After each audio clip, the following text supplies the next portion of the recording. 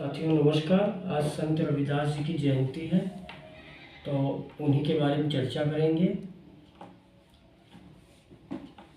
तो संत रविदास जी का कहना था कि कोई भी व्यक्ति अपने जन्म से नहीं, कार्यों से महान बनता है।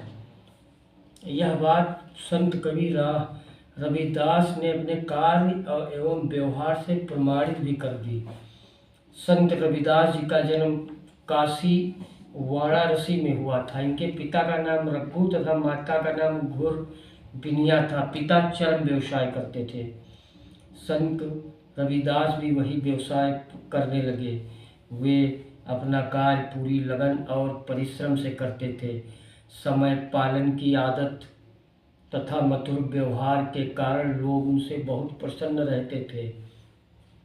साधु संतों की सहायता करने में उन्हें अत्यंत आनंद मिलता था।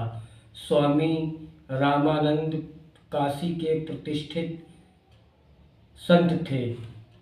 रविदास उन्हीं के शिष्य हो गए। अपना कार्य पूरा करने के बाद वे अधिकतर समय स्वामी रामानंद के साथ ही बिताते थे। मन चंगा तो कठौती में गंगा, ये संत रविदास जी ने ही कहा है। एक बार कुछ लोग गंगा स्नान के लिए जा रहे थे। उन्होंने रविदास जी से भी गंगा स्नान के लिए चलने का आग्रह किया। रविदास ने कहा कि गंगा स्नान के लिए मैं अवश्य चलता, किंतु मैंने एक व्यक्ति को उसका सामान बनाकर देने का वचन दिया है। यदि मैं उसे आज उसका सामान नहीं दे सका तो वचन भंग होगा और गंगा स्नान जाने पर भी मेरा मन तो यहाँ लगा रहेगा। तो मन जिस काम को अंतःकरण से करने को तैयार हो जाए वही उचित है। मन शुद्ध है तो इस कठौती के जल में ही गंगा स्नान का पुण्य मिल जाएगा। कहते हैं तभी से यह कहावत प्रचलित हो गई, मन चंगा तो कठौती में गंगा। तो रविदास जी का जन्म ऐसे समय में हुआ जब समाज में अनेक बुराइयां फैली थी, जैसे अंधविश्वास, आडंबर, धार्मिक आडंबर, छुआछूत, जातिवाद आदि जो है बुराइयां उस समय समाज में खूब फैली थी। तो रविदास ने इन सामाजिक बुराइयों को दूर करने का प्रयास किया और रविदास जी स्वरचित भजन गाते थे तथा समाज सुधार के कार्य करते। उन्होंने लोगों को बताया कि बाह्य आडंबर और भक्ति में बड़ा अंतर है। ईश्वर एक है, वह सबको समान भाव से प्यार करता है। यदि ईश्वर से मिलना हो तो आचरण को पवित्र करो और मन में भक्ति भाव जागृत करो। रविदास कर्म को ही ईश्वर भक्ति मानते थे। रविदास दिन भर काम करते और भजन गाते। रविदास जी जो है दिन भर कर्म करते और जो है भजन भी गाते जाते साथ में, मतलब काम कर रहे हैं और भगवान का नाम ले रहे हैं। और जब ये खाली होते काम से तो ये अपना समय साधुओं की संगति और ईश्वर भजन में बिताते थे। जब इनको मौका मिलता काम से खाली होते तो साधुओं के पास बैठे ईश्वर भजन करते। तो रविदास के भजनों का हिंदी साहित्य में विशेष स्थान है।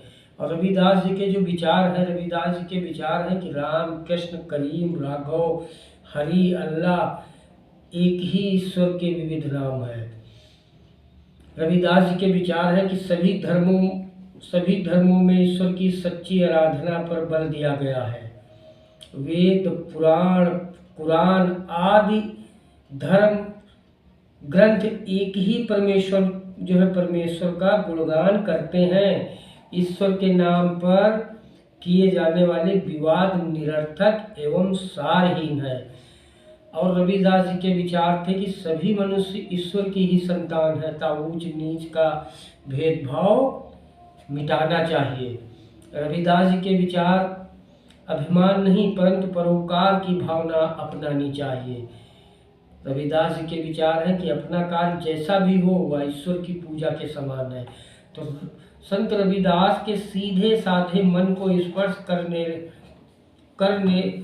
लेने वाले विचार लोगों पर सटीक प्रभाव डालते थे। लोगों को लगता था कि रविदास के भजनों में उनके ही मन की बात कही गई है। धीरे धीरे उनके शिष्यों की संख्या बढ़ने लगी। वे लोगों को समाज सुधार के प्रति जागरूक करते तथा प्रभु के प्रति आस्थावान होने के लिए प्रेरित करते। और वे समाज सुधार एवं लोगों के हित में निरंतर तत्पर रहते थे।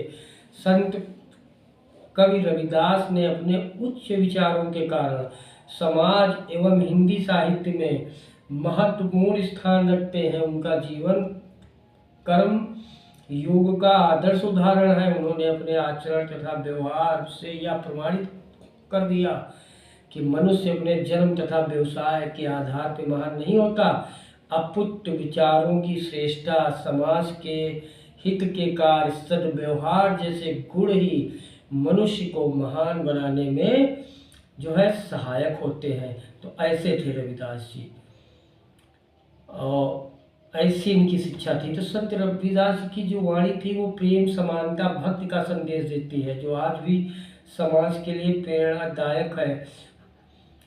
तो आप समझिए कि संत रविदास जी उनकी शिक्षाएं आज भी हमें सत्य, ईमानदारी और करुणा के मार्ग पर चलने की प्रेरणा देती है। उनका ही प्रसिद्ध दोहा है, मन चंगा तो कठौती में गंगा, अर्थात यदि मन शुद्ध है तो हर स्थान पवित्र है और वहीं भगवान का नाम है।